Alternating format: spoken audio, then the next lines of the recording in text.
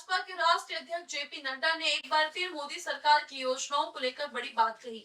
उन्होंने दावा किया कि बीते 10 सालों में सरकार ने एससी, एसटी, ओबीसी और महिलाओं के हितों के लिए ठोस काम किया है।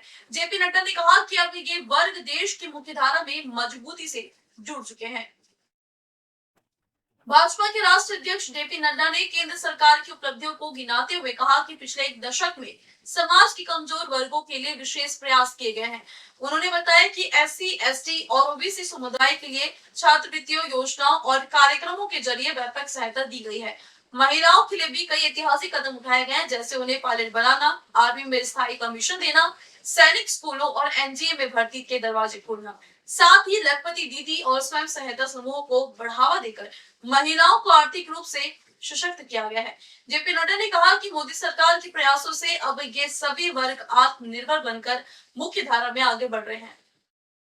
के दशक में हमने समाज के सभी वर्गों की चिंता की है, फिर चाहे वो हमारे शेड्यूल कास्ट भाई हैं, फिर चाहे वो हमारे ओबीसी भाई हैं, फिर चाहे वो हमारे ट्राइबल भाई हैं, सबकी हमने चिंता की है। उनके लिए हर एक के लिए अलग अलग नीतियां, अलग अलग कार्यक्रम, स्कॉलरशिप इस तरीके से देने का काम भारत सरकार ने किया है। अब यहाँ पर मैं स्कीम्स गिनाना शुरू करूंगा तो एक घड़ी लग जाएगी, लेकिन all schemes dedicated to SC, ST और हमारे ओबीसी भाई, इनके लिए चिंता। न्यू वीडियोस की अपडेट पाने के लिए सब्सक्राइब करें इंडियन न्यूज को और बेल आइकन को दबाएं।